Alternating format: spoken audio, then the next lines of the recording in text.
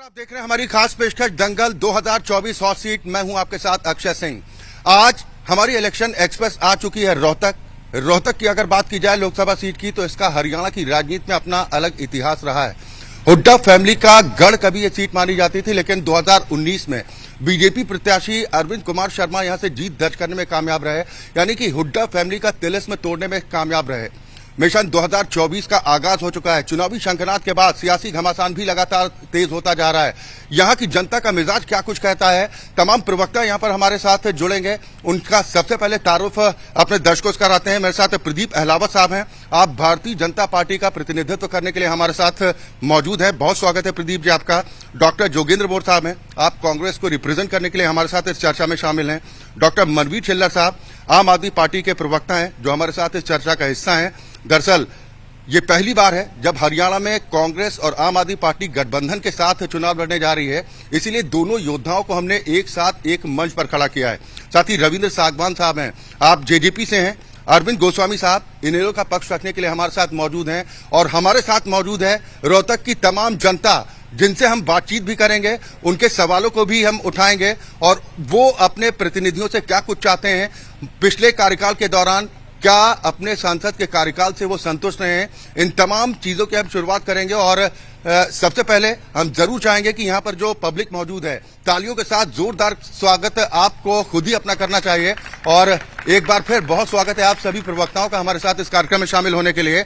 शुरुआत हम करते हैं सबसे पहले प्रदीप अहलावत साहब, क्योंकि चुनावी शंखनाद तो हो चुका है और जो नारा दिया जा रहा है भारतीय जनता पार्टी की तरफ से, अब की बार एनडीए 400 पार, यह मुमकिन कैसे होगा?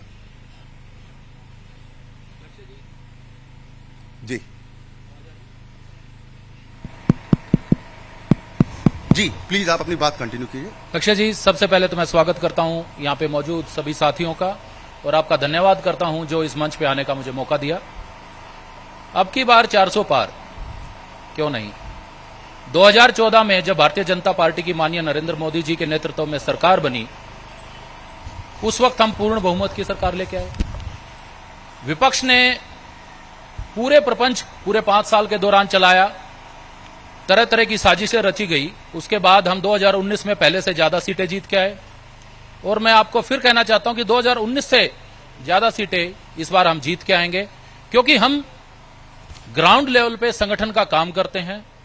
हमारी विपक्ष की पार्टियों के जिलाध्यक्ष तक नहीं है, प्रदेश स्तर पे संगठन नहीं है, हमने पन्ना प्रधान तक बना दिए हैं। हम मेहनत करते हैं, जनता के बीच में रहते हैं, जनता के काम करते हैं, हर व्यक्ति का काम करते हैं। इसलिए पूरे भरोसे के साथ ये कह रहे हैं कि इस बार 400 पार। डॉक्टर जोगेंद्र बोरे साहब, आप इस बार गठबंधन में चुनाव लड़ने जा रहे हैं आम आदमी पार्टी के साथ में, क्या तैयारी, आप कुछ दावा करेंगे?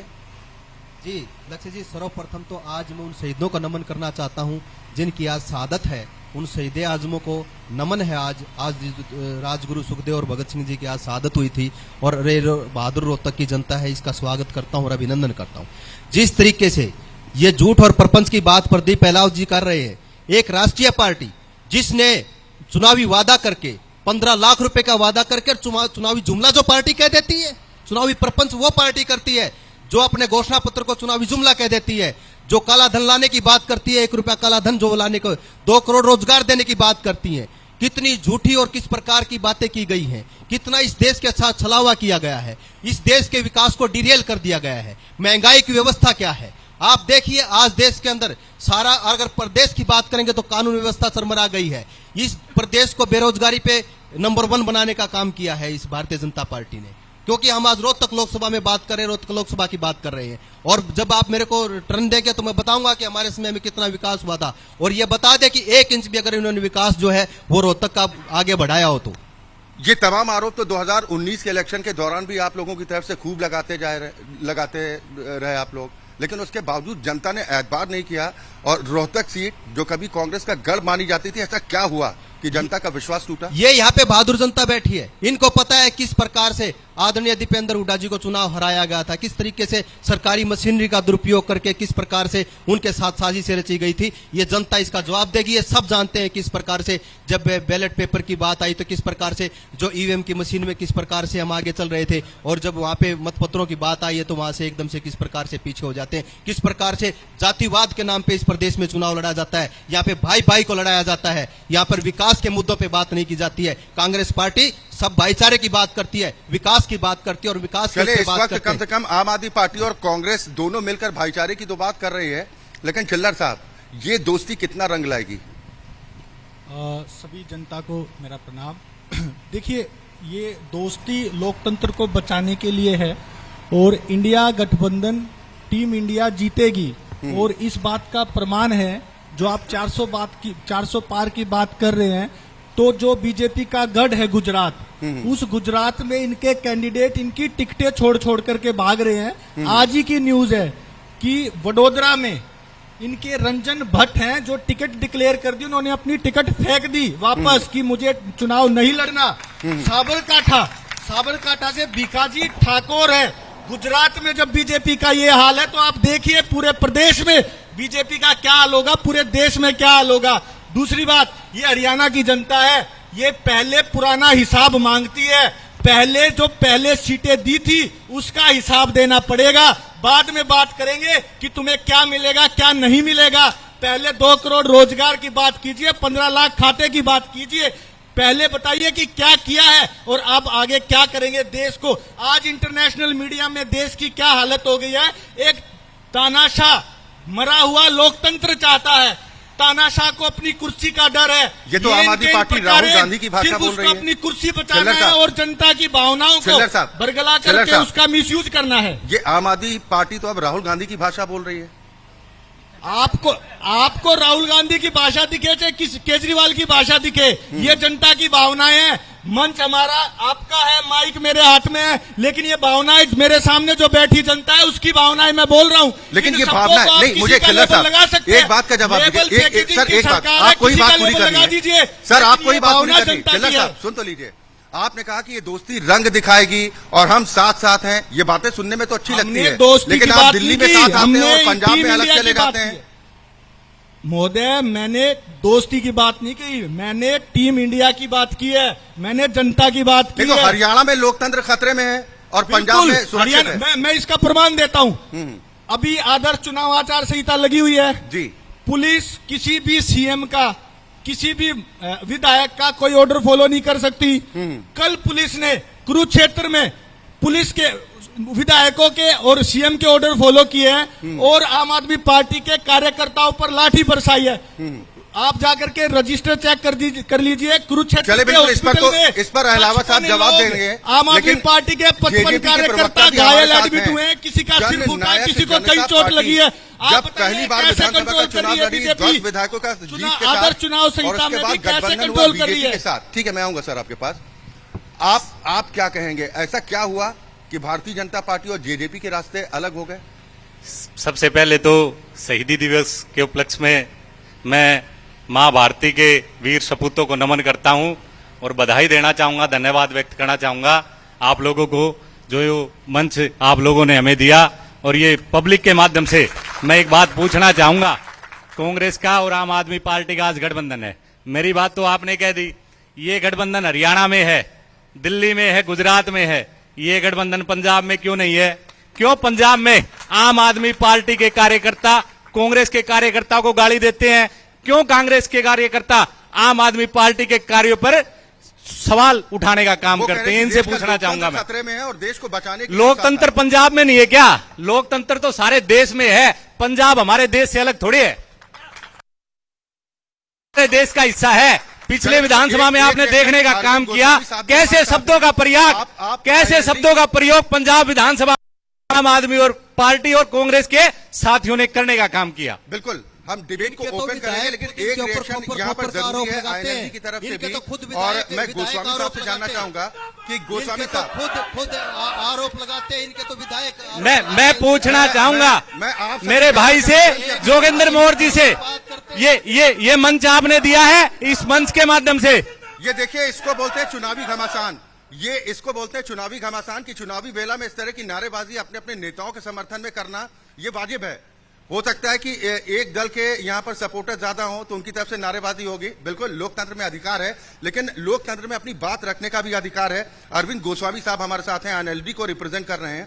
गोस्वामी साहब, एनएलडी सबसे कहां पर पहले स्टैंड कर रही है? आज सम्मान दिवस के उपलक्ष्य में शहीदों को नमन करता हूं, शहीदों के सम्मान में अपना नतमस्तक करता हूं और रोहतक की बहादुर जनता जो यहां पहुंची है इन्हें भी सादर प्रणाम करता हूं। जैसा कि आपने सवाल पूछा उसमें मैं कहना चाहता हूं, आज देश और प्रदेश में जिस प्रकार से अघोषित इमरजेंसी के हालात हैं उसमें जो भाई प्रदीप अलावत जी बताने का काम कर रहे हैं ये सिर्फ एक झूठ का पुलिंदा है। इस प्रकार के प्रदेश में और देश में हालात नहीं है। बीजेपी बिल्कुल डरी हुई सहमी हुई है। आज मैं खासकर बात करना चाहता हूं हरियाणा प्रदेश की। आज जिस प्रकार से भाई अभय सिंह चौटाला जी ने हरियाणा की आवाज बनने का काम किया है, उनके लिए लड़ाई लड़ने का काम किया है, आज हरियाणा प्रदेश, समूचा हरियाणा प्रदेश उनके आस भरी निगाहों से देख रहा है और आने वाले चुनाव में उनको पटकनी देने का काम करेंगे और किसान कमेरे की, नौजवान की आवाज को बुलंद करने का काम करेंगे। चले, बिल्कुल आप कह रहे हैं कि यहाँ पर लोगों की आवाज को बुलंद करने का काम एनएलडी की तरफ से किया जाएगा, लेकिन जो दावा किया जा रहा है, आपने अभी सुना आम आदमी पार्टी के प्रवक्ता को भी, आपने कांग्रेस के प्रवक्ता को भी सुना और भारतीय जनता पार्टी के प्रवक्ता को भी सुना, जिनकी वो कह रहे हैं कि खुद कांटे का की मुकाबला दाल तो हमारे बीच जूतियों में बटी हुई है, वो समझौते की बात कर रहे हैं। उनका अपना ही परिवार एकत्रित नहीं है, वो दूसरों को साथ लेकर के कितनी दूर चलेंगे आपको पता लग जाएगा। अभी तो पुलिस के द्वारा लाठियां खाई हैं गुप्ता साहब ने, ये कोई गुरेज नहीं है। भूपेंद्र हुड्डा जी मशहूर हैं, वो लाला जी ने घेर के छेद देंगे जिस प्रकार से अशोक तंवर जी का इन्होंने हाल किया था। चले, बिल्कुल जनता जनार्दन भी हमारे साथ है और किस प्रवक्ता के दावे में कितना दम है ये जनता से बेहतर और कौन बता सकता है। रोहतक की जनता जनार्दन हमारे साथ यहाँ पर मौजूद है और हम कोशिश इस बात को लेकर करेंगे कि भाई जो सवाल जवाब हो, एक पार्टी के पक्ष के तौर पर, समर्थक के तौर पर हम चाहते हैं कि उस पर जवाब ना हो, रोहतक की आम जनता के पक्ष पे अगर आप जवाब दें। क्या आपको लगता है कि मौजूदा जो सांसद हैं वो उम्मीदों पर खरा उतरे? मौजूदा सांसद ने अभी तक कोई काम नहीं किया है। ये भारतीय जनता पार्टी कहती है 400 पार, 40 पार भी नहीं होगी। पूछ के देखो, यदि टीचर का सर फोड़ोगे 400 पार होगी, आंगनवाड़ी का सर फोड़ोगे 400 पार होगी, आशा वर्कर के सर फोड़ोगे 400 पार होगी, किसानों को लठ मारोगे 400 पार होगी। कैसे 400 पार होगी? कोई काम किया है? सारी सड़कें टूटी पड़ी हैं, कुछ भी काम नहीं करते, सिर्फ जुमले देते हैं। 6060 करोड़ रुपए बीजेपी के बॉन्ड के माध्यम से चंदा मिला और जो 15 लाख रुपए लोगों के खाते में थे उसकी जगह 6060 करोड़ चंदा तो बाकी दलों को भी मिला ना, बाकी किसी को कम, किसी को सबसे मिला। जो कह रहे थे मैं चौकीदार हूं, देश का चौकीदार हूं, चौकीदार किसका बना? पूंजीपतियों का चौकीदार बना। और कोई सवाल करना चाहता है? मैडम क्या कहेंगी? आप तमाम प्रवक्ताओं के दावे सुन रहे हैं अपने अपने पार्टी के पक्ष में, क्या कहना चाहेंगी? किसके दावे में दम? मैं ये कहना चाह रही हूँ कि दुष्यंत चौटाला जो है ना, वो बहुत अच्छी राजनीति करेगा और बहुत अच्छा अपने रोहतक का उत्थान करेगा, ये कहना चाहती हूँ। मैं भी दुष्यंत भाई के साथ हूँ जी। दुष्यंत भाई के साथ में और कोई सवाल करना चाहता है? जैसे कि बीजेपी के प्रवक्ता की तरफ से दावा किया जा रहा है कि हमारी सरकार बेहतर काम कर रही है, पिछले 10 वर्षों में तमाम ऐसे काम किए हैं और वो तो आत्मनिर्भर भारत की दिशा में आगे बढ़ाने की बात कर रहे हैं और 2047 तक का, मोदी जी तो अब दावा कर रहे हैं कि 2047 तक देश को विकसित राष्ट्र बनाना है, यानी तय कर लिया कि बीजेपी ही रहेगी। आपको लगता है दावे में दम है? अब की बार हरियाणा प्रदेश के अंदर 10 लोकसभा सीटें हैं। मैं ये तो नहीं कहता कि 10 की 10 जननायक जनता पार्टी जीतेंगी, दुष्यंत चौटाला जी जीतेंगे, लेकिन रविंद्र सागवान जी लड़ेंगे कितनी सीट पर? 10 की 10 सीटें पे लड़ेंगे। और मैं कह सकता हूं जिस प्रकार से रविंद्र सागवान जी ने 6 साल के अंदर युवा का प्रदेश अध्यक्ष रहते हुए इस हरियाणा प्रदेश में युवाओं की फौज खड़ी करी, उसके बलबूते मैं कह सकता हूं कि 5 से 6 सीटें जननायक जनता पार्टी जीतेगी और विधानसभा का ताला जननायक जनता पार्टी दुष्यंत चौटाला जी खोल लेंगे। आप जेजेपी समर्थक? आप जेजेपी समर्थक? जेजेपी समर्थक तो आज पूरा हरियाणा प्रदेश ही हो चुका। देखिए, बीजेपी की तरफ से दावा किया जा रहा है कि अब की बार फिर 10 की 10 सीटें हरियाणा की हम जीतने जा रहे हैं। आपको लग रहा है कि ये दावे हैं या फिर अति आत्मविश्वास? ये तो जी जनता बताएगी आने वाले चुनाव में। बाकी मैं कांग्रेस के प्रवक्ता जी उनसे सवाल करना चाहूंगा कि लोकसभा में भी बाप बेटा, विधानसभा बाप बेटा, राज्यसभा भी बाप बेटा, क्या ये पंचायत का चुनाव भी बाप बेटा लड़ेंगे क्या? कांग्रेस के पास कोई और कार्यकर्ता नहीं है क्या? सब जगह यही लड़ेंगे क्या? चले, बिल्कुल भाई। देखिए, ये पब्लिक की तरफ से सवाल है, इस पर जवाब। जिस पार्टी के कार्यकर्ता जो लगा रहे हैं आज विधानसभा में इस प्रकार से, अगर इसका पारिवारिक देखे जाए तो माँ बेटा है, दादा पोता है, पूरा का पूरा। और रही कांग्रेस की परंपरा है, जिस परिवार की आप बात कर रहे हैं ना, जिस एक बार सुन लीजिए, आपकी जिस बात पर परिवार जवाब की आप बात कर रहे हैं वो चौधरी रणबीर सिंह का वो पौधा है जो विधानसभा के सदस्य थे, स्वतंत्रता सेनानी थे। चौधरी भूपेंद्र हुड्डा का लंबा कार्यकाल, लंबा संघर्ष, और दीपेंद्र हुड्डा जी को कांग्रेस ने स्वीकार किया, यहाँ की जनता ने स्वीकार किया है। और आप देखिए कि एकमात्र नाम रोहतक लोकसभा से माननीय दीपेंद्र का गया हुआ है, और दीपेंद्र भारत में श्रेष्ठ है, ये मैं नहीं कहता, भास्कर का सर्वे बताता है कि प्रधानमंत्री से ज्यादा अगर किसी की लोकप्रियता है तो वो दीपेंद्र हुड्डा की है। डॉक्टर साहब, तो ऐसा क्या हुआ? ऐसा क्या हुआ? दीपेंद्र हुड्डा जी के बारे में, दीपेंद्र हुड्डा जी के बारे में मैं नहीं कहता। मैं अनुरोध करूंगा, नहीं नारेबाजी ना करें, क्योंकि आपकी आवाज अगर बेहतर तरीके से पहुंचे, रोहतक की जनता क्या चाहती है, ये कम से कम आप अपने जनप्रतिनिधियों की जुबानी सुनिए कि वो उनकी सोच क्या है और विजन क्या है। जो किसान की आवाज उठाता है, जो संसद में सर्वश्रेष्ठ है, जिसके अगर हाजिरी देखेंगे तो वो सर्वश्रेष्ठ है। आप बता दिया जी, रोहतक के जो सांसद है उन्होंने रोहतक में इस प्रकार के कार्य हुए, किस प्रकार से रोहतक के साथ अन्याय हुआ। मैम का एयरपोर्ट जेवर में ले जाने का कार्य किया गया, लाट की जो रेल कोच फैक्ट्री थी गोवाना की, उसको गुजरात में ले जाने का काम किया गया। ऐसे सांसद रोहतक से जो अरविंद शर्मा है, उनका एक दिन का बता दीजिए कि उन्होंने रोहतक की लड़ाई के लिए कोई एक भी आवाज उठाई हो। ऐसा क्या हुआ? मैं डॉक्टर साहब आपसे जानना चाह रहा हूं कि ऐसा क्या हुआ कि 2019 में जिन डॉक्टर साहब का आप जिक्र कर रहे हैं, उन्होंने ही हुड्डा फैमिली के तिलिस्म को तोड़ दिया। बीजेपी पहली बार जीती 2019 में। देखिए, मैंने आपको बताया कि जिस प्रकार से भारतीय जनता पार्टी और जिस प्रकार से काम करती है, अभी सांगवान साहब कह रहे थे, अब ये तो वही जनता के साथ धोखा करने का काम है जिन्होंने भारतीय जनता पार्टी के खिलाफ 75 पार, ये कह रहे थे 75 पार, और ये कह रहे थे जमुना पार, और फिर दोनों वोटों के लिए अवसर के लिए बन गए यार। ये स्थितियां हैं। अब ये अपना क्लियर स्टैंड करे। इस चर्चा के दौरान एक बात और पार्टी अपना क्लियर स्टैंड करे। ईवीएम को लेकर सवाल उठाएगा कि भाई ईवीएम पर भरोसा नहीं है। मैं अलावत साहब अब आपके पास आऊंगा। ईवीएम को लेकर जो बार बार सवाल उठाए जाते हैं कि भाई ईवीएम है, ईवीएम के जरिए खेल करने की कोशिश की जाती है, लेकिन जब दूसरे राज्यों में जीत मिलती है विपक्षी दलों को तो उस वक्त ये कहा जाता है कि भाई ये तो लोकतंत्र की जीत है, और जहां पर चुनाव में हार का सामना करना पड़ता है वहां कहते हैं कि यहां तो सब मिले हुए। जी लक्ष्य जी, सबसे पहले तो जैसे शहीदी दिवस की बात है, हम सब नमन करते हैं, मैं भी नमन करता हूं आज अपने शहीदों को। लेकिन जो शहीदों ने सपने देखे थे इस देश को आजाद कराने का, यहां पे सभी पार्टियों के कार्यकर्ता हैं, और मैं मानता हूं कि उनका फर्ज भी बनता है कि अपनी पार्टी के नेताओं का गुणगान करना। लेकिन एक बार अपने दिल पे हाथ रख के ये सोचिए कि जो हमारे शहीदों ने सपने देखे थे, कितने सालों तक 370 का मुद्दा, कश्मीर का नासूर कांग्रेस ने बना के हमारे कितने शहीदों, सैनिकों को वहां पे शहीद करने का काम किया। कहने की बात है कि वहां पे पता नहीं क्या हो जाएगा, और एक चिड़िया जितना भी आवाज नहीं हुई और वो टूट गई। हमारा जहां पे देश, इस देश का बंटवारा जब देश आजाद हुआ था, शहीदों ने अपना बलिदान दिया था, तो धर्म के आधार पर बलिदान यहां पे बंटवारा हुआ था, पाकिस्तान हिंदुस्तान बना था। यहां पे हमारे जो आराध्य श्री राम का मंदिर सैकड़ों साल से यहां पे रहा। जो 15 लाख की बात मेरे साथी ने की, हमने कभी नहीं की। बात सिर्फ इतनी है कि मोदी की गारंटी, जिस चीज को हम कहते हैं असंभव से असंभव की बात, माननीय प्रधानमंत्री नरेंद्र मोदी जी उसको पूरा करते हैं। और दूसरी बात मैं ये कहना चाहता हूं, अगर कांग्रेस यहां पे इतनी अच्छी स्थिति में थी, मेरे यहां पे आम आदमी पार्टी से साथी हैं, वो व्यक्ति जो पूरा अन्ना आंदोलन की उपज थी, आम आदमी को यह महसूस कराया था कि मैं तुम्हारी आवाज हूं, मैं तुम्हारा प्रतिबिंब हूं, जिसने ये कहा था मुझे ना गाड़ी चाहिए ना बंगला चाहिए, जो ये आरोप लगाता था कांग्रेस के मंत्रियों पे कि सुरेश कलमाड़ी इस्तीफा दे, ए राज पहले इस्तीफा दे, जांच जिसके ऊपर आरोप लगा पहले इस्तीफा दे, फिर जांच निष्पक्ष होगी। लेकिन वही अरविंद केजरीवाल जी कहते हैं कि बीजेपी डरती है लेके उससे कुर्सी नहीं छूटी, क्योंकि बीजेपी का मुकाबला अगर आज की डेट में कोई कर सकता है तो वो अरविंद केजरीवाल है। और मैं सिर्फ ये भी कहना चाहता हूं कि उसी कांग्रेस पार्टी ने जो आपस में लड़के एक दूसरे पर आरोप प्रत्यारोप करके, एक दिल्ली में सीएम बैठा, पंजाब में सीएम बैठा, और अब आज गठबंधन कर रहे हैं। जहां पे भाईचारे की जहां पे बात है, पूरे हरियाणा का भाईचारा तोड़ने का काम जिस व्यक्ति ने किया, हम सब यहाँ पे अपने हाथ पे, दिल पे हाथ रख के ये देख ले, राजकुमार सैनी जिसने पूरे देश का भाईचारा, हरियाणा का भाईचारा तोड़ने का काम किया, आज वहां पे खड़के और राहुल गांधी के साथ हाथ मिला के खड़ा है। ये इनका चरित्र दुनिया के सामने आ डॉक्टर रहा साहब, क्या है। जवाब दीजिएगा?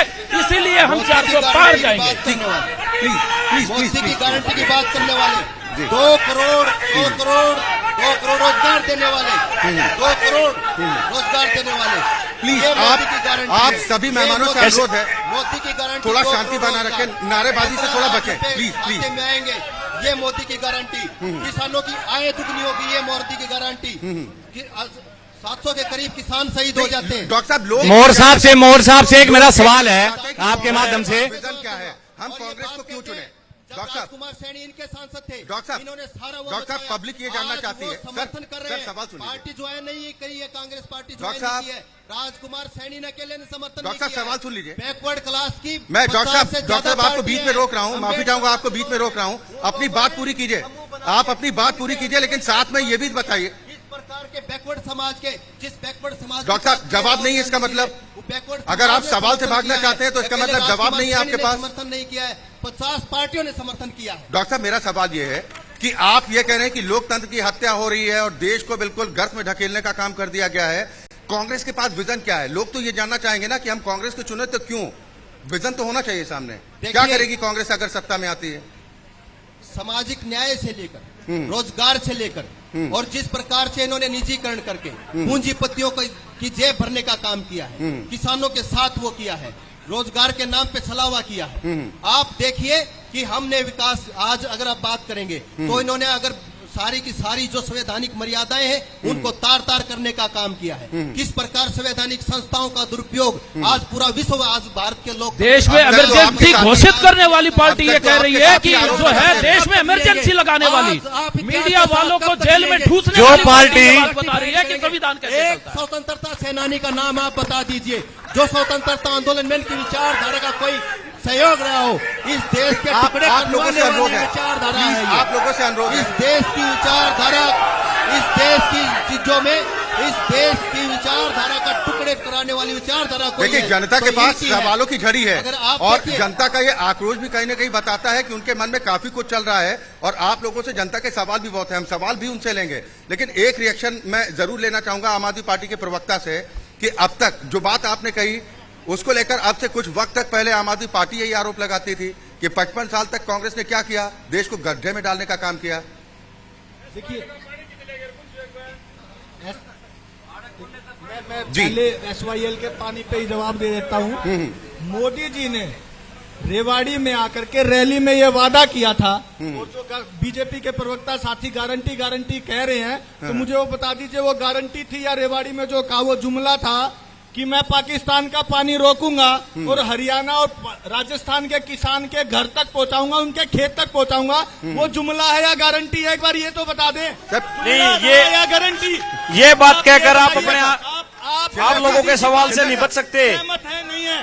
उन्होंने आज तक हरियाणा के लिए SYL के पानी को छोड़िए, चिल्लर साहब, पाकिस्तान चिल्लर में साहब, पानी मैं- जनता आम मैं आदमी यही पार्टी बात का कर रहा हूं। आम आदमी आप पार्टी का SYL स्टैंड की बात देखना कर रहे चाहती है कि वो हैं। SYL पे सुन तो लीजिए। किसकी तरफ है, किसानों की तरफ है या किसकी तरफ है? आप एक बार मेरी नहीं, बात पूरा होने दीजिए। आप ये बताइए कि आपका स्टैंड क्या है SYL के लिए? आप किसानों के साथ हैं? SYL पे मैं हमारा आ रहा हूं। स्टैंड बिल्कुल क्लियर है। गोस्वामी हम जी, मोदी जी की बात के साथ है कि पाकिस्तान का स्टेटमेंट पानी दिलवा रोको दीजिए और अपने हरियाणा मुख्यमंत्री को, पंजाब से कि हम राजस्थान को SYL का पानी सभी हरियाणा को पानी देंगे। दो। मैं हम आज खंडन आज करता मान जाएंगे। हम बात करते हैं रोहतक लोकसभा की, जवाब ये पाकिस्तान पाकिस्तान पहुंच जाते हैं। चिल्लर साहब सुनिए तो। हरियाणा प्यासा मर रहा है। मेरा सवाल ये है कि आपने बोला कि सतलुज यमुना लिंक के नाम पर सिर्फ धोखा देने का काम किया गया है, लेकिन पंजाब सरकार की तरफ से कहा गया कि भाई हम तो एक बूंद पानी नहीं है, हम पानी नहीं दे सकते। ऐसी कोई स्टेटमेंट नहीं है। पंजाब की सरकार ने सिर्फ इतना कहा है कि हरियाणा में भी पानी की कमी है, पंजाब में भी पानी की कमी है। पानी की कमी को दूर किया जाए, उसका समाधान है पाकिस्तान में जाने वाला पानी रोको, पानी भेजो। आप पानी नहीं होगा तो क्या बाल्टी से मोदी जी भर के लाएंगे पानी? आप ये बताइए ना, बाल्टी से भर के लाएंगे? पाकिस्तान का पानी तो रोकिए। कांग्रेस ने और आम आदमी पार्टी ने दोनों ने सुप्रीम कोर्ट के आदेशों को दरकिनार करके जो पार्टी- विधानसभा में रोक डाला। सुप्रीम कोर्ट ने जो पार्टी- विषय में भी जो पार्टी के विषय में भी फैसला दिया था आप सुनिए, सुनने का भी काम कीजिए। जो पार्टी कांग्रेस के भ्रष्टाचार से पैदा होके खड़ी हुई थी आम आदमी पार्टी, आज साथ खड़ी है, देख लो। और मैं पूछना चाहूंगा जोगेंद्र मौर्य जी से पूछना चाहूंगा, पार्टी के जोगेंद्र मौर्य जी से पूछना चाहूंगा, मेरा सवाल है आपके माध्यम से। 3 बार सांसद रहे हैं दीपेंद्र हुड्डा जी, 2005 में, 9 में, 14 में। एक ऐतिहासिक काम बता दे रोहतक जिले के लिए जो उन्होंने किया हो। रुको, मेरी बात पूरी नहीं हुई, मेरी बात पूरी नहीं हुई। जैसे आदरणीय दुष्यंत सिंह चौटाला जी ने जब ट्रैक्टर पे टैक्स लगाया तो आदरणीय दुष्यंत सिंह चौटाला जी ने ट्रैक्टर को संसद में ले जाने का काम किया। दीपेंद्र हुड्डा भी सांसद था, वो क्यों नहीं लेके गए? पूछना चाहूंगा, एक ऐतिहासिक काम बता दें मंच के माध्यम से। मैं बताऊंगा एक ऐतिहासिक काम, एक बता दो, एक 15 साल रहे, एक ऐतिहासिक काम बता दो जो दीपेंद्र ने किया हो। 10 साल में बिल्कुल, मैं अभी आपको जिसको बिना मांगे मिलती है, आज उनसे सवाल है मेरा। आप अपना जवाब ले लीजिए, हाँ, फिर मैं बताइए। आपके पास आ रहा हूं, बहादुरगढ़ गोस्वामी जी। तक मेट्रो रेल लेकर आने का काम किया तो दीपेंद्र हुड्डा जी ने किया। आप देखिए 6 राष्ट्रीय संस्थान, IIM, एम्स, FTI, क्राइन, IIT, IHM, एम्स बाड़सा में किसान के लिए क्या किया? किसान के लिए बताइए क्या किया आप लोगों ने? आप किसान का नारा देते हो, किसान के लिए क्या किया आप लोगों ने? इंस्टीट्यूट की बताइए दीपेंद्र सिंह हुड्डा ने कब किसान की? जो व्यक्ति 2 फुट का आलू उगाता है, जो व्यक्ति 2 फुट का आलू उगाता है, उससे मेरा सवाल है, किसान के लिए आप लोगों ने क्या किया? पार्टी ने किया है जो संसद में 2 फुट का आलू उगाता है, उससे सवाल है मेरा। चलाने का जिस पार्टी ने काम बारी किया है, बारी से मैं जो चाहूंगा- पार्टी सत्ता में रही है, मैं बारी किसान से के चाहूंगा साथ अगर कि सबसे अगर ज्यादा बारी अन्याय बारी से अपनी इस बात देश की रखेंगे। आजादी के बाद हुआ है, डॉक्टर तो वो अन्याय डॉक्टर भारतीय साहब, जनता डॉक्टर पार्टी साहब, जजपा सरकार में हुआ है। मैं दोबारा इस आपके देश पास के आऊंगा। अंदर बारी वोट बारी से बनाने अगर का अपनी काम बात किया है, रखेंगे किसान तो को लोगों तक बेहतर आतंकवादी तरीके से कहने का बात काम आपकी किया है। पहुंचेगी, क्योंकि अब वक्त गोस्वामी जी का भी है। वो आपके घोटालों का अंजाम है जो कांग्रेस आज सुनने पे आ गई है। आपने घोटाले किए थे, देश को लूटने का काम किया था। मैं आऊंगा, प्लीज।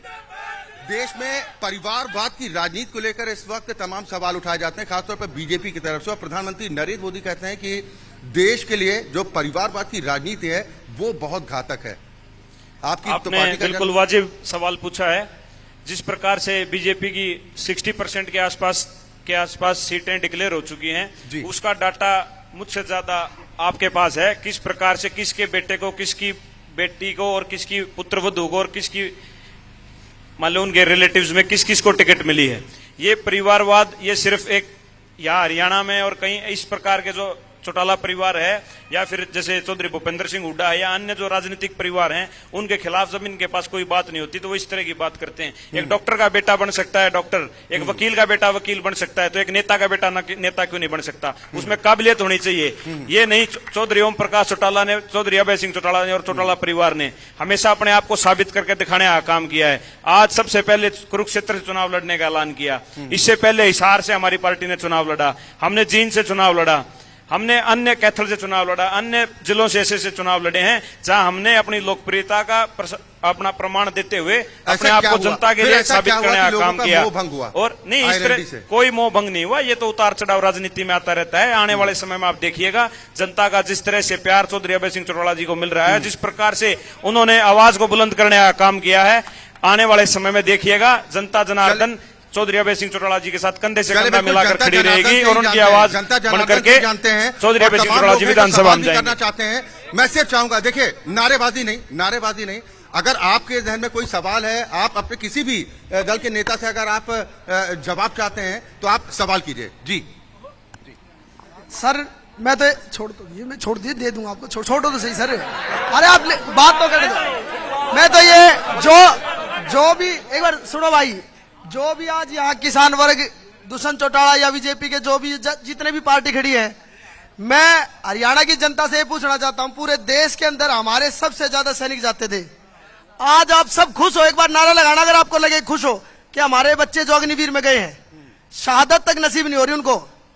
आप दुष्यंत चौटाला ने इस पे क्या प्रतिक्रिया की? हमारी पहलवान बेटी के साथ, मैं पहलवान परिवार से, निम्न किसान परिवार से, SC समाज से हूं मैं, हमारे पहलवान परिवार के साथ क्या दुर्दशा हुई? चलिए इसमें से जवाब लेते हैं, क्योंकि सरकारी पक्ष से जवाब लेना जरूरी है।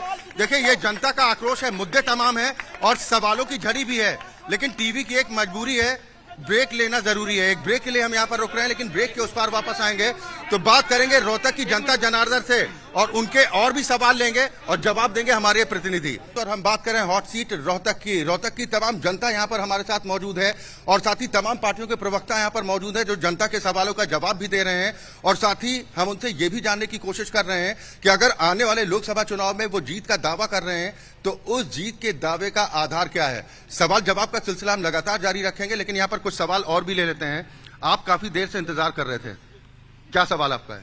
अब सभी पार्टियों ने स्टार्टिंग की है शहीदों के सम्मान की और उसकी, और मेरे हिसाब से जब से भाजपा सरकार जो बनी है तभी इन फौजी जो शहीद भाई हैं उनकी बॉडी घर तक आई है। उस पहली सरकार में बॉडी भी नहीं आती थी और ना ही उसके परिवार वालों को कोई आर्थिक सुविधा दी जाती है ना कुछ और, जबकि बीजेपी सरकार उन सबको के परिवार को भी अपने परिवार की तरह ध्यान रखती है। ठीक है, ये आपका वो जवाब देंगे जी। मोदी जी की गारंटी सिर्फ एक मामले में हो सकती है, चंदा दो धंधा लो, उसकी गारंटी कामयाब है। गारंटी सवाल चंदा दो सवाल सवाल ये है, मेगा इंजीनियरिंग ने 966 करोड़ रुपए बॉन्ड के माध्यम से दिए और उसको 14,400 करोड़ का प्रोजेक्ट दिया और गेमिंग कंपनी से 1,368 करोड़ का बॉन्ड लिया और क्या करा, उसको भी धंधा दिया। तो मोदी जी सिर्फ यही करते हैं, चंदा दो धंधा लो, चंदा दो धंधा लो। आपका सवाल किससे? हाँ मैम, जैन सर, मैं संजय लौलिया रोहतक से आम आदमी हूँ, बिल्कुल आम आदमी। ठीक, मेरा सवाल वर्तमान जो मौजूदा सरकार है उससे है, क्या उन्होंने झूठ बोलना बंद कर दिया? 18 घंटे झूठ बोलता है, शर्म नहीं आती उसको? आप क्या कहेंगे? आपका कोई सवाल है? हाँ जी, मेरा भी एक सवाल है मोदी जी से, थोड़ा कुछ रखिए। तो मेरा एक ही सवाल है कि मोदी जी जो कहते हैं वो करते नहीं है। ठीक है, ऐसी पार्टी। ठीक है, चले देखिए, ये तमाम सवाल भी निकल कर रहा है जिसमें बीजेपी से भी लोग जवाब चाहते हैं, कांग्रेस पार्टी से भी चाहते हैं, आम आदमी पार्टी से भी चाहते हैं। लेकिन एक जो महत्वपूर्ण सवाल इन भाई साहब की तरफ से उठाया गया था कि शहीदों को पहले अगर जवान शहीद होते थे तो उनके पार्थिव शरीरों को घर तक लाने की व्यवस्था नहीं की जाती थी, इस पर क्या कहेंगे आप डॉक्टर साहब?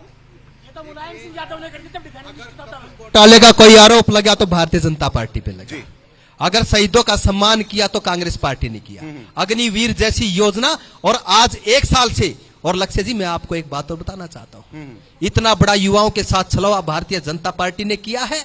जिन लोगों का ड्यूज सिलेक्शन हो गया था उसके बाद उनकी भर्ती को कैंसिल करने का काम किया है और 1 साल से युवा दर दर ठोकर खा रहे हैं और जो सेना में भर्ती हो गए थे उनका कसूर क्या था, उनकी भर्ती को कैंसिल करने का काम किया है और किस प्रकार से अपराध की तरफ इस देश को बढ़ाने का काम ये कर रहे हैं। वो पार्टी भर्तियों की बात करती है जी, अपनी बात कीजिए। वो पार्टी भर्तियों की बात करती है जिसके अंदर जो नेता के इर्द गिर्द जो चक्कर काटते थे, वोटों के ठेकेदार जिन्होंने गांव-गांव बना दिए थे, उन लोगों के ही लड़के अफसर लगते थे, उन लोगों के घरों में ही नौकरियां जाती थी। पहली बार मनोहर जी की सरकार में और जो नायाब सरकार है यहाँ पे एक गरीब का बच्चा, एक गरीब से गरीब के बच्चे भी अच्छे अफसर लगते हैं, गरीब से गरीब का बच्चा भी जो है नौकरियां अपनी पाता है। एक भी पेपर, लक्ष्य जी जवाब देना चाहता हूँ, वो छोटा नौकरियां मिल रही हैं उस प्रकार से, एक भी पेपर ऐसा नहीं रहा जो इस हरियाणा पर कैपिटा इनकम में सबसे आगे होना चाहिए था, पर आज प्रदेश में हालात है कि हरियाणा प्रदेश बेरोजगारी में नंबर 1 है। जो इनके विधायक है उनके बेटे ने सरासर आरोप लगाया कि यहाँ पर रुपये लेके नौकरियां दी जाती हैं, ये भारतीय जनता पार्टी है। अब हम वापस आते हैं, क्योंकि अगर चुनाव में जाना है, मजबूत गठबंधन का दावा यह किया जा रहा था कि हम पूरी मजबूती के साथ बीजेपी को सत्ता से उखाड़ फेंकेंगे, ये इंडिया अलायंस की तरफ से दावा किया जा रहा था। लेकिन ऐसा क्या हुआ, मैं छिल्लर साहब आपसे जानना चाह रहा हूं कि धीरे धीरे एक एक साथी बिछड़ते चले गए। पश्चिम बंगाल में ममता दीदी ने अपनी अलग राह पकड़ ली, लेफ्ट अलग हो गया। देखिए, जो बीजेपी में इनके जो तानाशाह हैं वो कहते थे एक अकेला सब पे भारी।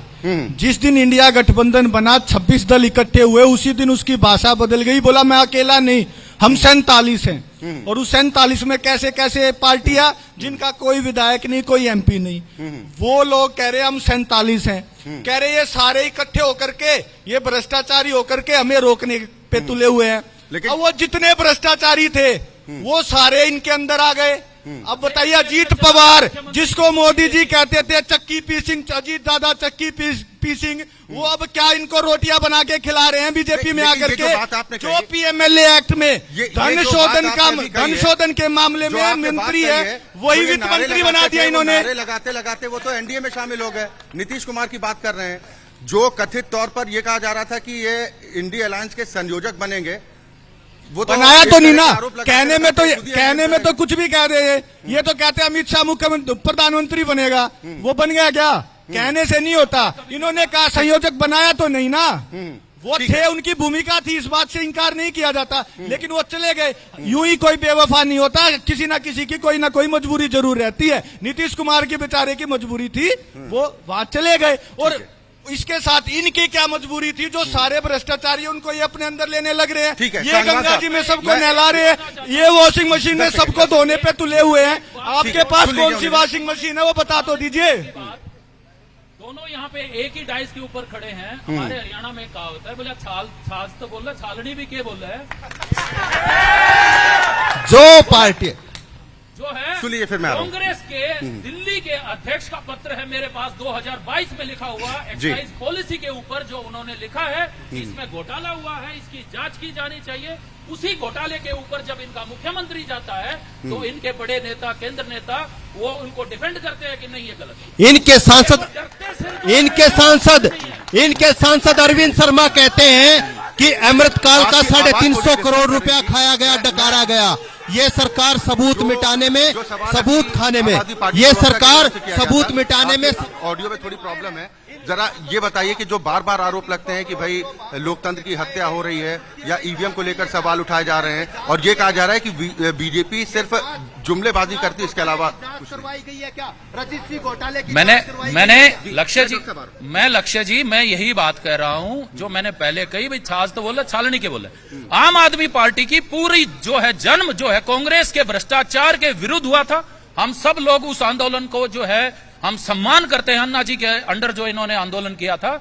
लेकिन फिर जैसे जैसे जो व्यक्ति ये कह रहा था कि मुझे कुछ नहीं चाहिए, मुझे गाड़ी बंगला नहीं चाहिए, वो आदमी 50-50 करोड़ अपने बंगले को रिनोवेट करने पे लगाता है। तो कह रहे हैं हम साथ साथ हैं, साथ डरते सिर जोड़े हुए हैं, क्योंकि जनता को, भारतीय जनता को ये समझ में आ गया है कि ये सब चोर और ठग मुसेरे भाई हैं। इसलिए एक रिएक्शन जेजेपी से, डर लगता है क्या विपक्षी दलों को? ना तो हमें डर लगता। सबसे पहले तो मैं आपके माध्यम से बताना चाहूंगा, यहाँ गारंटी किसी की नहीं चलेगी देश में।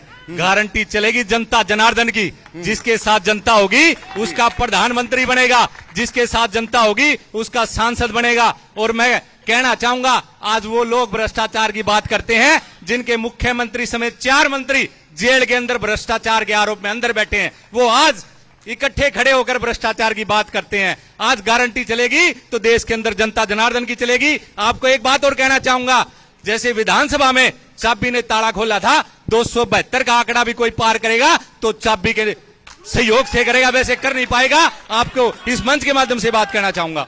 जेजेपी कितनी सीटों पर चुनाव लड़ेगी? 10 की 10 सीटों पे मजबूती से चुनाव लड़ेंगे। संगठन हमारा बूथ स्तर तक है, हर बूथ पे बूथ योद्धा, बूथ सखी हमने तैनात कर दी है। देखना, जो कांग्रेस वाले आज दीपेंद्र सिंह हुड्डा गली गली घूम रहे हैं, रोहतक में भी अपना संगठन नहीं बना पाए हैं, आम आदमी पार्टी के लोग संगठन नहीं बना पाए हैं। मैं इनसे पूछना चाहूंगा, भाई पहले संगठन तो बना लो, चुनाव तो बाद की बात है। जो मैं लक्ष्य जवाब देना चाहता हूँ, जो पार्टी ये प्रदेश अध्यक्ष बदल चुके हैं, जो पार्टी आज तक नहीं बना पाए, पहले संगठन बनाओ। जो ये पार्टी ये कह के गठबंधन तोड़ती है कि हमें रोहतक में भेजा जा रहा था, मरवाओगे क्या? हम इसलिए हमारा छोटे से छोटा कार्यकर्ता दीपेंद्र सिंह हुड्डा के सामने लड़ने को तैयार है, और देखना मजबूती से लड़ेंगे। ये तो जनता फैसला करेगी, आप लोग फैसला नहीं कर सकते, बयान है जनता करेगी फैसला। लड़ने के लिए हमें भेजा गया और डर के भागने की बात अगर बात करती है तो जजपा पार्टी करती है। 5100 पेंशन हरियाणा के बुजुर्गों के सम्मान के लिए हमने मांगने का काम किया, और उस सम्मान को बरकरार रखेंगे। वो विजन की बात अब तक नहीं आई है, जो हम लगातार जानने की कोशिश कर रहे हैं, और आम जनता भी जानना चाहती है कि अगर कोई पार्टी अगर हम चुनते हैं तो उसके पीछे कोई रीजन होता है। अगर आम आदमी पार्टी को चुनते हैं, कांग्रेस को चुनते हैं या फिर जेजेपी को चुनते हैं, तो उसके पीछे वजह होगी, और वजह होगी उनका विजन। विजन क्या है आईएनएलडी के पास? मैं आपसे गोस्वामी जी जानना चाह रहा हूं। आईएनएलडी सदैव ही किसान हित की पार्टी रही है, चाहे चौधरी देवीलाल जी का समय हो या माननीय चौधरी ओम प्रकाश चौटाला जी का समय हो या फिर माननीय चौधरी अभय सिंह चौटाला जी का समय हो। जी। सबसे पहले पूरे भारतवर्ष में अगर किसी ने किसान आंदोलन के हक में अपना इस्तीफा देने का काम किया तो माननीय चौधरी अभय सिंह चौटाला जी ने किया। इसके साथ साथ चाहे युवाओं के रोजगार की बात हो, पिछले दिनों युवाओं के लिए रोजगार कैलेंडर इंडियन नेशनल लोकदल ने जारी करने का काम किया। आने वाले समय में जब जनता जनार्दन के साथ सहयोग समर्थन से जब इंडियन नेशनल लोकदल की सरकार बनेगी तो उस कैलेंडर के माध्यम से युवाओं को नौकरी देने का काम करेंगे। इसके साथ साथ बुजुर्गों की पेंशन के लिए 7500 की रकम को निर्धारित किया गया है। इसके साथ साथ महिलाओं के सम्मान के लिए उन्हें राशि देने का काम करेंगे, चाहे कन्यादान की बात हो, चाहे स्टूडेंट्स की स्कॉलरशिप की बात हो या फिर बेरोजगारी भत्ते की बात हो। और कई बार आप जैसे पत्रकार साथी, सीनियर साथी ये कहते हैं कि भी इस इकोनॉमिक के इस दौर में, मंदी के दौर में हम ये किस तरह से कर पाएंगे, ये सिर्फ कहीं आप भी बीजेपी वालों की तरह ऐसे ही कोई जुमला तो नहीं दे रहे हैं। मैं जनता जनार्दन को भी बताना चाहता हूं आपके साथ के माध्यम से कि जब चौधरी ओम प्रकाश चौटाला जी का शासनकाल था सन 1999 से 2004 तक, उस समय में आप रिकॉर्ड जांच कर लेना, यहाँ सभी युवा साथी, पढ़े लिखे साथी बैठे हैं, उस समय में 7500 रुपए से लेकर के 11,000 रुपए तक बेरोजगारी भत्ता दिया जाता था। और आने वाले समय में 2024 आज लग चुका है।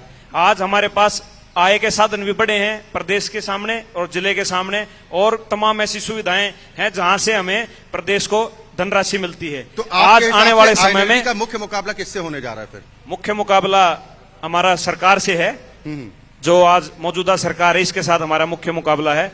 विपक्षी जो आज सर जोड़े हुए हैं, ये तो जैसा कि भाई प्रदीप ने कहा, मैं उनकी बात से सहमत हूं, डरते सर जोड़ रहे हैं। बाकी मैं वही बात अपनी दोबारा से दोहराना चाहता हूं कि भूपेंद्र हुड्डा जी मशहूर हैं, ये पिटिया कर रहे हैं, पहला दोहरे बोला आ रहे हैं, फिर पिटिया रहे हैं। सोक्तवर जी से पूछ लेना थोड़ा ध्यान से लाला जी। बिल्कुल बिल्कुल आपकी बात पर अलावा साहब जवाब देंगे, लेकिन उससे पहले मैं चाहूंगा डॉक्टर साहब और अपनी बात भी पूरी कर लें। हाँ, हम डरे हुए हैं। इस देश का लोकतंत्र खतरे में है। इस देश के लोकतंत्र को खतरे में किया गया है। लोकतंत्र किसान आंदोलन में कहा गया हुआ था, वही सांसद आपका दीपेंद्र हुड्डा। सुनो डॉक्टर साहब, वही सांसद आपका दीपेंद्र हुड्डा जो काले कानूनों का समर्थन करता था, आज वो किस मुंह से किसानों की वोट मांग रहा है? मैं आपसे पूछना चाहता हूं डॉक्टर साहब, आप जवाब दीजिए, किस मुंह से आप जनता के बीच में जाकर के वोट मांगने का काम कर रहे हैं? आप वही हैं जो पैसे लेकर के भर्तियां करने का काम करते थे, सीएलयू में पैसे लेकर के सीएलयू करने का काम, 12 बार कांग्रेस का सांसद झूठे वायदे करके एक्वायरमेंट करने का काम किया, हमारे किसानों की कोड़ियों के भाव जमीन एक्वायर करने का काम किया। किस मुंह से वो किसानों में जाके वोट मांगने का काम करेंगे? वो पार्टी लोकतंत्र की बात करती है जिसका जन्म किसी और उद्देश्य से हुआ था। महात्मा गांधी जी ने यह कहा था कि देश आजाद होने के बाद कांग्रेस पार्टी की कोई जरूरत नहीं है, इसको खत्म कर देना चाहिए और सब लोगों को समान प्लेटफॉर्म मिले, इसलिए नई पार्टी का जन्म होना चाहिए। आपकी ऑडियो उसके बाद जब सबसे पहला लोकतंत्र की बात आई, जब देश का पहला प्रधानमंत्री बनने की बात आई, तो जवाहरलाल नेहरू जी और सरदार पटेल के बीच में जो चुनाव हुआ था, वो सरदार पटेल जी पूरे बहुमत के साथ जीते थे, और जो है फिर भी नेहरू जी को प्रधानमंत्री की कुर्सी पे बिठा दिया। अगर सरदार पटेल उस समय देश के प्रधानमंत्री होते तो आज सरदार वल्लभ भाई पटेल की मृत्यु कब हुई थी? ये कब हुई थी? सरदार वल्लभ भाई पटेल की मृत्यु कब हुई थी? आपके पास चुनाव से पहले तो मृत्यु हो चुकी थी, ये इनका पॉलिटिकल ज्ञान है। अरे चुनाव से पहले कब हुई थी सरदार वल्लभ भाई पटेल की मृत्यु? मैं बताइए, वल्लभ भाई पटेल की मृत्यु मैं इस बात का जवाब देता हूँ। चुनाव से पहले मृत्यु हो चुकी थी, ये कैसा ज्ञान है? ये पॉलिटिकल ज्ञान दे रहे हैं, ये पॉलिटिकल ज्ञान दे रहे हैं। उन्हें अपनी बात पूरी करने दीजिए, फिर मैं आपके पास आ रहा हूँ, पूरा अवसर दूंगा, अभी है समय जी। मैं इस बात का ये जवाब देता हूं, सोशल मीडिया पर मेरे साथी, अरे व्हाट्सएप यूनिवर्सिटी है, वो व्हाट्सएप यूनिवर्सिटी का ज्ञान है जो 1951 में, लेकिन देश का पहला प्रधानमंत्री 1947 में जब लाल किले के ऊपर से भाषण दिया गया था, जो पहला भाषण दिया गया था प्रधानमंत्री के तौर पे बिना चुनाव के दिया गया था। वो कहते हैं जब बीजेपी के पास जवाब नहीं होता तो गड़े मुर्दे उखाड़ने लगते हैं।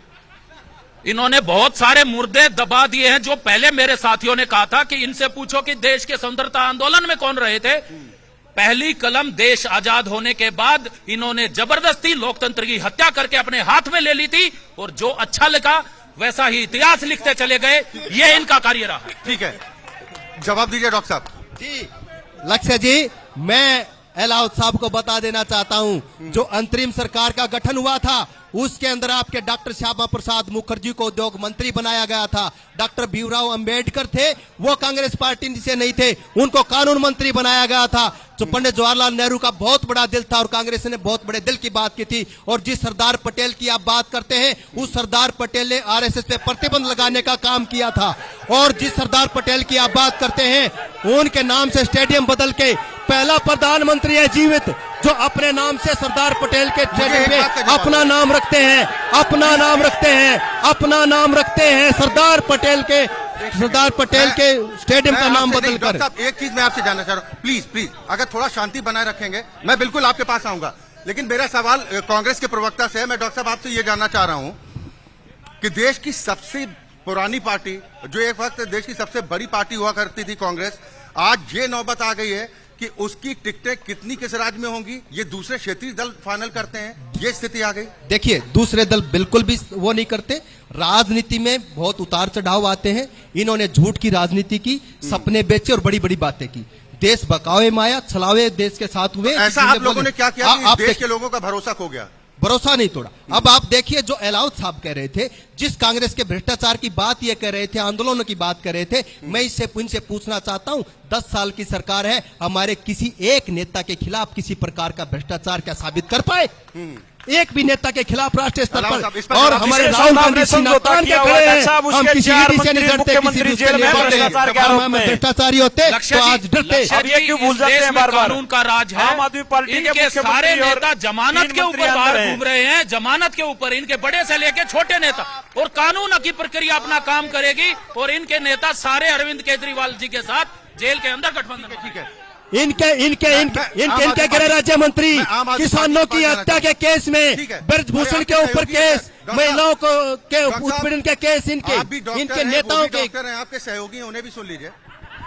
मैं डॉक्टर साहब आपसे समझना चाह रहा हूं, क्योंकि देखिए बहस तो गर्मा गर्म हो रही है, सवाल आपसे भी पूछे जाएंगे, क्योंकि पंजाब में आम आदमी पार्टी के नेताओं की भाषा अलग हो जाती है कांग्रेस को लेकर, दिल्ली में हम साथ साथ हैं, तो ये जनता के मन में इसका आपको नहीं लगता कि गलत प्रभाव पड़ता है और कार्यकर्ताओं का मनोबल टूटता है? देखिए, जनता के सामने आज एक ज्वलंत मुद्दा है कि देश में लोकतंत्र खतरे में है। आज कोई पार्टी, कोई विचारधारा बड़ी नहीं है, सबसे बड़ा देश का संविधान और लोकतंत्र है। आज उस लोकतंत्र को बचाना, उस लोकतंत्र की मर्यादा को बचाना, जिस तरीके से ये बीजेपी के प्रवक्ता साथी कहते हैं, तो इस बात का प्रमाण है इलेक्टोरल बॉन्ड के साथ साथ चंडीगढ़ चुनाव में जो जैसे दिन दहाड़े लोकतंत्र का नंगा नाच नचाया गया, कैसे लोकतंत्र का गला घोटा गया, उसकी हत्या की गई और ऑन कैमरे वो पकड़े गए हैं। और अब वो मसीहा जो था, बीजेपी का मसीहा बना हुआ था, उसने भी सुप्रीम कोर्ट में स्टेटमेंट बदल दी है कि मैं दबाव में था। ये लोकतंत्र की हत्या है। आप भी अगर आप, मेरी आपसे एक निवेदन है, अगर बीजेपी के प्रवक्ता साथी से ये पूछ पाए कि इन्होंने लोकतंत्र की हत्या क्यों की, क्यों लोकतंत्र की हत्या की, दिन दहाड़े लोकतंत्र का नंगा नाच क्यों नचाया गया, क्या है इनके पास जवाब? एक संक्षेप में जवाब दे दीजिए, फिर एक ब्रेक के लिए रुकते हैं। इसके साथ मैं एक बात और कहना चाहता हूं, एक चीज, जितने भी साथी हैं, एक चीज मैं बीजेपी के साथी को या मंच से चुनौती देता हूं कि वो पहले घोषणा करते थे, बाद में जुमला बोल देते थे, फिर ये संकल्प पत्र लाए, अब गारंटी वर्ड को चोरी कर लिया केजरीवाल जी से। यहाँ मंच पर अगर ये 2014 का और 2019 का अपना घोषणा पत्र पढ़ दे और ये जनता से पूछ ले, ये हमारा घोषणा पत्र था और हमने ये वादा किया था, बताओ किया नहीं किया? आप अपना घोषणा पत्र पढ़ के दिखा दो। ये खुला चैलेंज है बीजेपी को, खुला चैलेंज है जारी है। और जनता जनार्दन भी हमारे साथ मौजूद है और यहाँ पर जो उत्साह देखने को मिल रहा है, सवाल तमाम है, जवाब भी प्रवक्ताओं की तरफ से दिए जा रहे हैं, लेकिन हम यही समझने की कोशिश कर रहे हैं कि जो दावे बार बार किए जा रहे हैं, कोई कह रहा है अब की बार 400 पार, कोई कह रहा है कि हम बीजेपी को सत्ता से उखाड़ फेंकेंगे। अरे इसके पीछे का आधार तो होना चाहिए। वो आधार क्या है, विजन क्या है, जनता क्यों पसंद करे, जनता ये जवाब जानना चाहती है। लेकिन इसके अलावा तमाम बातें होती हैं, लेकिन जनता के लिए हमारे पास क्या है ये बताने के लिए कोई जवाब राजनीतिक दलों के पास कम ही मिलता है। 2024 और हम बात करें हॉट सीट की, मौजूद है इस वक्त रोहतक में। रोहतक के सियासी इतिहास के बारे में हमने तो आपको बताया कि यहाँ पर हुड्डा फैमिली का दबदबा रहा है, लेकिन 2019 के चुनाव में उस तिलिस्म को तोड़ने का काम भारतीय जनता पार्टी ने किया। हालांकि एक वक्त था ताऊ देवीलाल यहां से सांसद चुने गए थे, लेकिन राजस्थान के सीकर से भी वो चुनाव जीते थे। लेकिन जब उन्होंने रोहतक का साथ छोड़ा तो कहते हैं कि रोहतक की जनता जब किसी को दिल पे बिठाती है तो उसको सर आंखों पर रखती है, और जब नजर से उतारती है तो फिर आसपास फटकने भी नहीं देती। कुछ ऐसी स्थिति इसके पूर्व में रही है। सभी मेहमान हमारे साथ लगातार बने हुए हैं, जनता जनार्दन भी हमारे साथ लगातार मौजूद है। और ब्रेक पर जाने से पहले जो हम चर्चा कर रहे थे, मैं आम आदमी पार्टी के प्रवक्ता से चाहूंगा उस पर जवाब दे। फिर मैं गोस्वामी जी आपके पास आ रहा हूं, काफी देर से वो भी इंतजार कर रहे हैं। मैं आपसे जानना चाह रहा हूं कि जो ब्रेक पर जाने से पहले हम बात कर रहे थे कि आपने आरोप लगाया कि भाई नहीं, मैंने चुनौती दी थी बीजेपी वाले को कि घोषणा पत्र पढ़ के सुनाए। आपसे कुछ वक्त तक आपके सहयोगी के साथ मैंने ब्रेक में जाने से पहले बीजेपी साथी को बीजेपी के प्रवक्ता साथी को चुनौती दी थी कि 2014 का घोषणा पत्र जो बाद में जुमला पत्र बन गया, 2019 का संकल्प पत्र, और अब 2024 में गारंटी कह रहे हैं, उनको एक बार पढ़ के सुना दे जनता के सामने। आप पहले 10 पॉइंट सुन के दिखा दे और जनता से जवाब ले ले उनके उन विषयों का। आपके सवाल का वो जवाब देंगे, लेकिन मैं आपसे जो जानना चाह रहा हूं कि जो भाषा आप इस्तेमाल कर रहे हैं, यही भाषा आपकी पार्टी के नेता कुछ वक्त पहले तक कांग्रेस पार्टी के लिए करते थे। सुनिए, केजरीवाल जी ने कहा था दिल्ली में बिजली फ्री होगी, दिल्ली में बिजली फ्री, पानी फ्री होगा, फ्री। पंजाब में सरकार आई, बोला फ्री दिया, शिक्षा फ्री, वर्ल्ड क्लास। आप देखिए दिल्ली के स्कूल, जो इंडिया के टॉप 10 स्कूल में दिल्ली के 3 स्कूल है। हरियाणा का एक सिंगल स्कूल बता दीजिए, हरियाणा का एक सिंगल।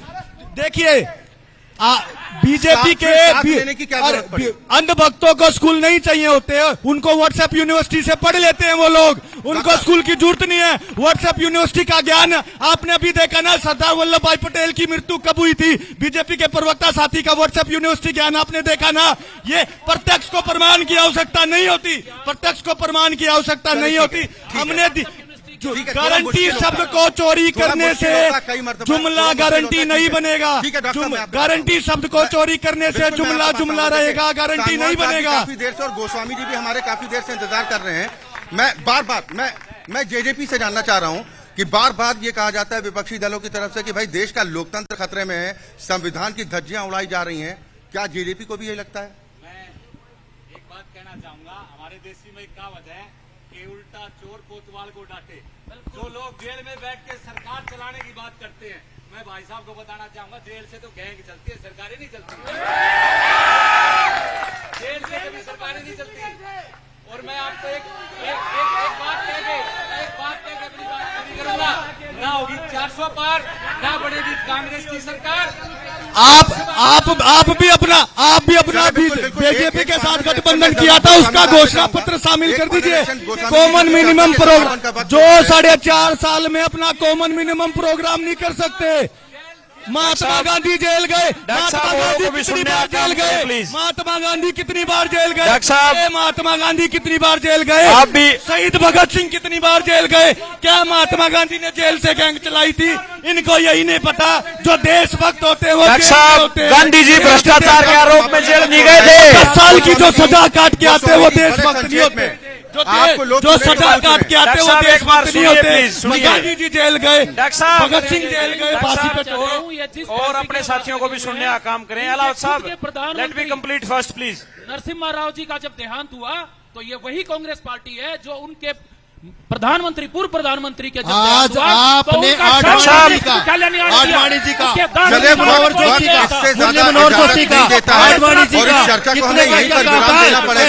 लेकिन ये रोहतक की वही धरती है, ये रोहतक की वही धरती है जो हरियाणा की राजनीति में कितना महत्व रखती है। इसका अंदाजा आप इस बात से लगा सकते हैं कि यहाँ पर प्रचार करने के लिए आज तक देश के 4 प्रधानमंत्री आ चुके हैं।